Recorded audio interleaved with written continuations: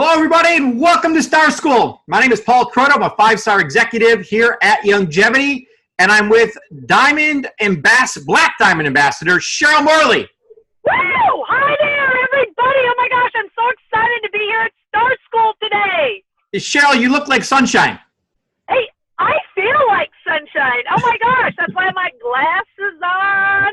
Paul, I am so excited. Like, I'm sitting in the carpool line here to pick up the kids, and I'm loving it. I'm like, let's take the Star School crew along. I'm about ready to bring you guys, do a little tennis with you, do some working out. I've been working out, Paul. Stop it right now. I've been working out. Awesome. I can't wait to see you. I got the brand new Cheryl Morley. Come on. And I'm not kidding you. And you guys, get ready, because you know what I'm going to do? I'm not even kidding you. I've started a little bit early. Don't tell anybody, but I'm doing the Healthy Body Challenge. And I have everything. I have the pictures, and I am doing it, and I'm not even kidding you. I mean, come on. Well, that's what makes you a great leader, Cheryl. What? Leading by example. You're the law of the picture. You betcha. And I got my juice here. I've got my, I'm ready. I'm like ready. This is so exciting. And guess what? A new year is coming. And Paul, at some point on Star School, we've got to make a couple of New Year's resolutions. I know sometimes people don't like that, but we've got some fantastic ways to, as we make these New Year's resolutions, to make sure that we fulfill them this next year. So super excited about that. Absolutely. Well, what we're really excited about today is the law of empowerment. So we're going to be talking about empowering others on today's Star School. We're talking about leadership law number 12. So we've been working out of the book, The 21 Laws of Leadership by John Maxwell. If you go to starschoolsystem.com, and in the bottom left-hand corner, there's a whole bunch of categories. You just click on 21 Laws of Leadership, and you can see all of our videos there that we've made. We're on law number 12 today, as I mentioned. Again, it's called the Law of Empowerment, and John Maxwell states that only secure leaders give power to others. So that's so, so powerful. And what Cheryl and I are focused on, what we want to keep in the forefront of all of our minds is leadership. We're very, very passionate about developing leaders. As a matter of fact, we feel that we need to keep the main thing the main thing. And the main thing is developing leaders. That's what's so important. I mean, yes, we get customers and we get CEOs and we do a whole lot of things here at Youngevity, but the main thing is growing leaders on your team, developing that inner circle that we talked about last week. So Cheryl, talk to us about this concept of empowerment. Oh my gosh, Paul, first of all, I just love the word. I mean, I love the word empowerment, and I really believe that is so important for each of us to feel empowered and empower others, which, every single year we go on the women's cruise, which is so awesome. Michelle and her team put that together for us, and we empower each other there. So women empowering women, and I love that. It's a favorite shirt that I have that I wear all the time. And you know what? I have to say, I've never got more compliments from women when they see that. Women are much nicer when I'm wearing my shirt, Women Empower Women, because it's really stating something that I really feel like is not out there that much in the world today. And I love this word so much that I looked it up in the dictionary, and this is what it says: the process of becoming stronger and more confident, especially in controlling one's life. Wow, think about that for a minute. Especially in controlling one's life. You guys feel like you're in control of your life? I mean, I have a lot of friends, and we talk a lot about this, and I think sometimes we don't feel like we're in control. So we want to empower you to become stronger and more confident in taking back control of your life. You guys, this is so exciting. I love this. I love this law, because this really is, to me, what network marketing is all about. And you know what? We can't do it for you. We cannot build your business for you, but we absolutely can empower you. And then you need to turn around and empower others. And I love that, you guys. That's really, really what it's all about. We are here to cheer each other on. We are here to do the best we can, and then literally cheer each other on. And I love this. I love two things the most about network marketing. One is that it really levels the playing field for everybody. Everybody's the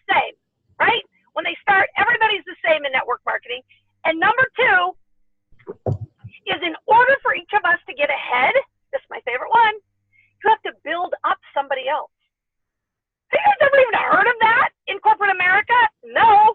You're always trying to climb the corporate ladder and knock others off and everything else. So let's get on our pom-poms and cheer. Paul, I don't know if you knew this about me, but I always wanted to be a cheerleader, and I was never a cheerleader. Yeah, I was never a cheerleader. So that's very hard to believe, Cheryl. No, I never was, but here I get to be one, and I love it. It's so much fun. You put them on. I would much rather, just let me say this, I'd much rather be in the back of the room cheering other people on than standing up in the front of it. I really would. It's so much excitement to me to see others succeed and help others, help others succeed, but help others, empower them, and really watch them grow. That's really where the joy is in life. We've really got to compliment others too. Look for the good things that people are doing and bring it to their attention and other people's attention. And Paul, let me tell you, who's done fantastic with this is Annalise Brown. I mean, she has rocked Youngevity's world with this recognition. It's such a great idea. And we're really clasping arms with her and really looking at this whole recognition. I am anyway, in a whole different way. And, Paul and I talk a lot about this, but let me tell you something. Super important to add value to others' lives. And it's time for us to do something about that. So what I was thinking, Paul, it would be so much fun if each of us could send a text to the people on your team who have enrolled a new customer or CEO, right? That would be awesome. And I'm going to tell you guys how to do that. It's super simple. So you're going to go to your ygyLogin.com, right? So you're going to go there, you're going to log in, you're going to click on the info center at the top. And in the middle section, you will see your new enrollments, okay? So you're going to get to see everybody who's been enrolled on your team, and you're going to get to see who's enrolled them. Send a text message to the enroller of the new members. Congratulate them. Let them know how much you appreciate them. But more importantly, this is not easy. It's hard. And you know what? I don't know if there's anybody else out there complimenting and letting them know that, hey, we appreciate you. Good job. Oh my gosh, you've signed a new customer up or a CEO. We've got to do that, Paul. Super important. Super important. Yeah, I agree 1,000%, Cheryl. This is such a difference being here in Youngevity and building your own business as compared to being in corporate America. We're kind of always, your boss is always telling you what to do. This is your own business now. So you're the one that's running things. And as Cheryl mentioned, we can't do it for you, but we can get our pom-poms on and we can cheer each other on, which is so important because we're all going to have rough days.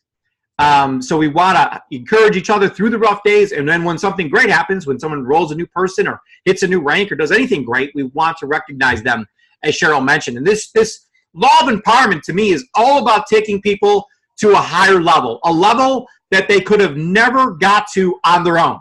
So I love that about this and the thought of that, where, you got someone in your organization and they maybe have gone, would get this far in life, and you, because of your leadership, because of you empowering them, they became all they could be and lived a life that they would have never dreamed of living. Like, I know Cheryl, to imagine all the success you have now, just back when you were working at Taco Bell, would just be unimaginable.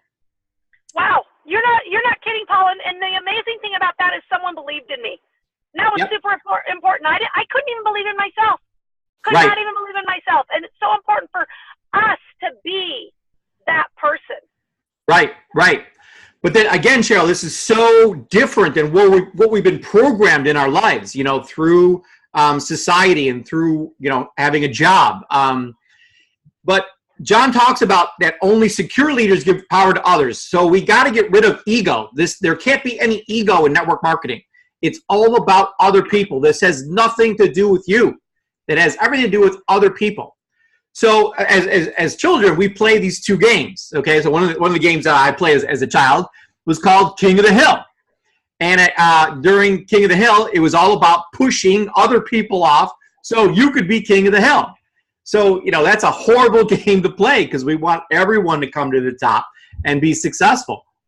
So that was a horrible game. And the other game was follow the leader. And the point of follow the leader was for you to do things that you knew your followers couldn't do, which made them look bad and made you look more powerful.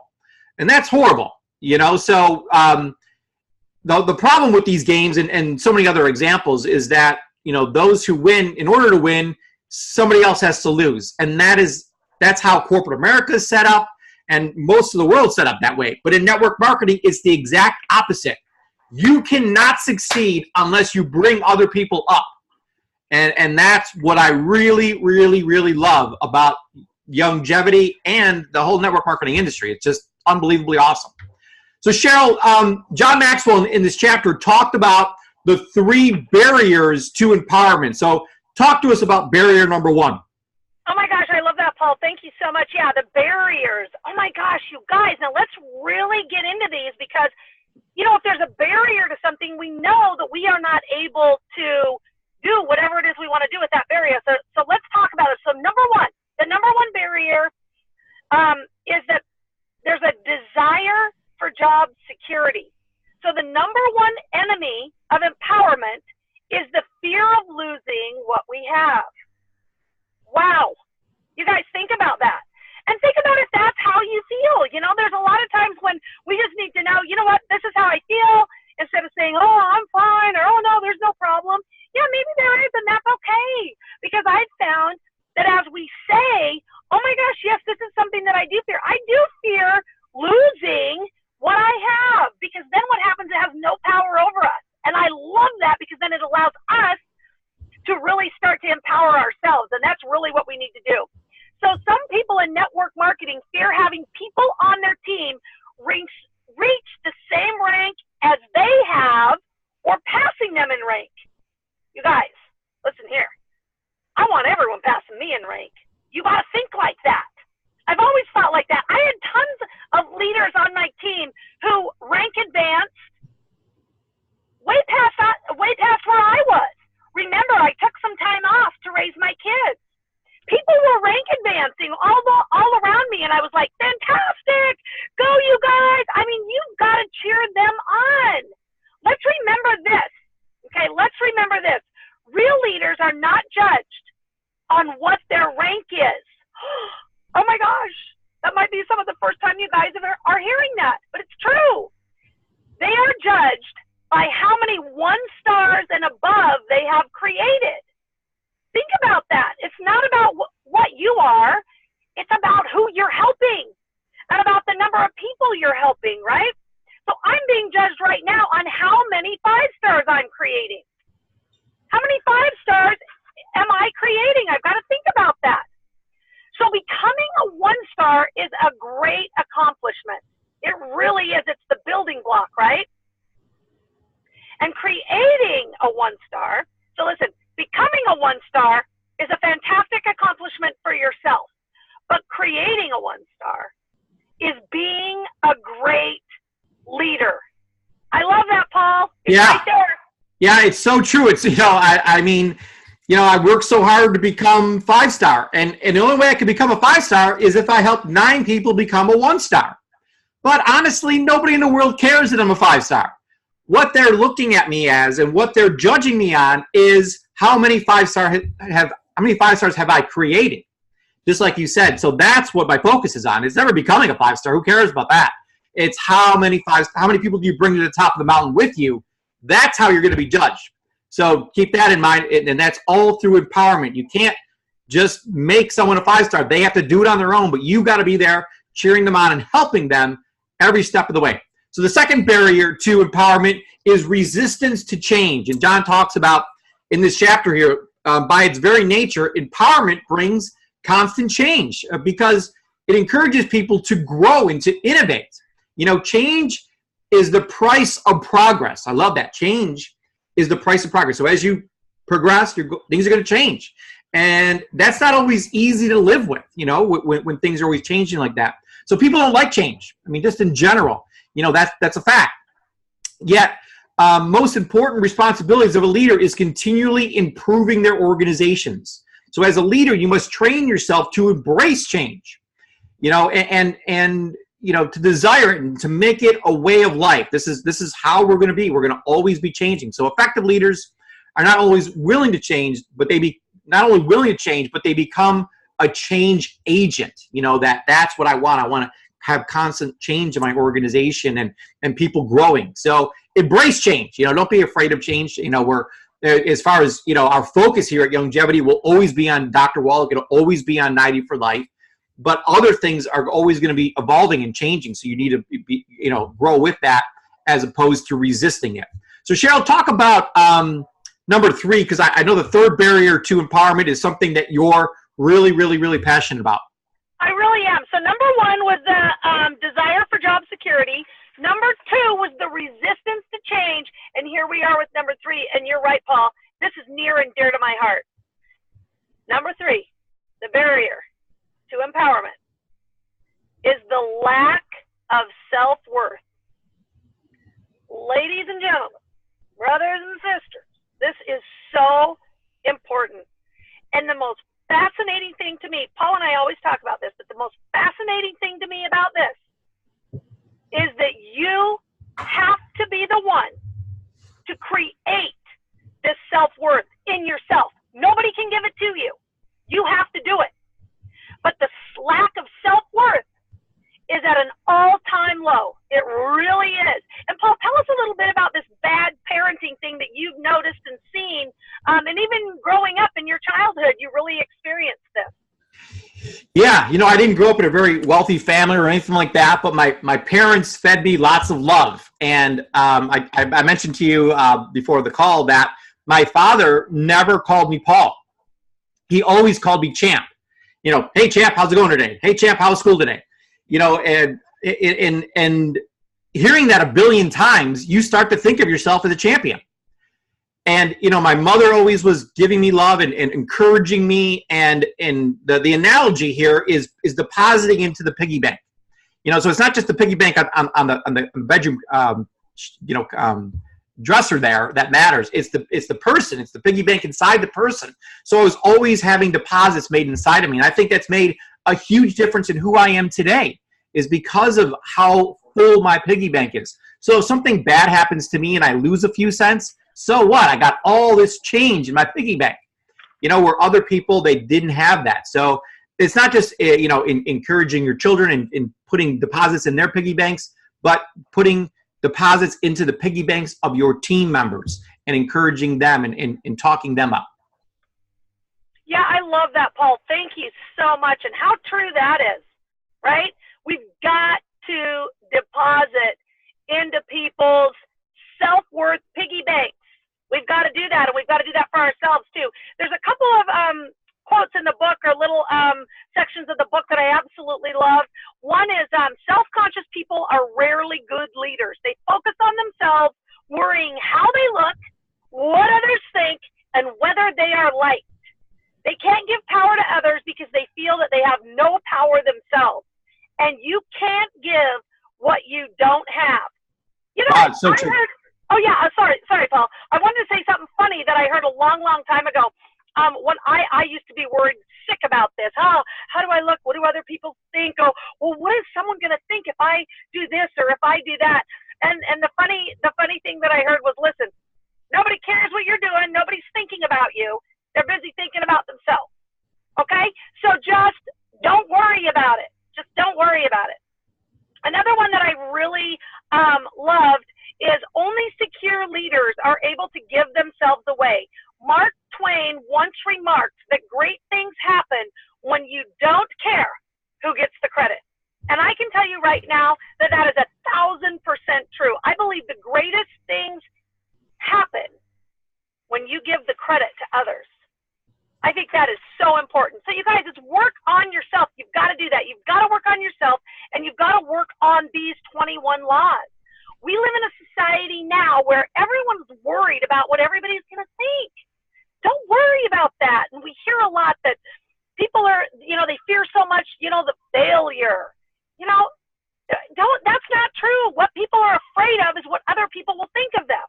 Right? You think, oh, I'm afraid to fail. No, you're not. You're afraid that Johnny down the street's going to see that you failed and think you're an idiot. Nobody cares. All you do is jump back up and keep going. And listen, you guys, on this last little note, when things go good, give that credit away to others.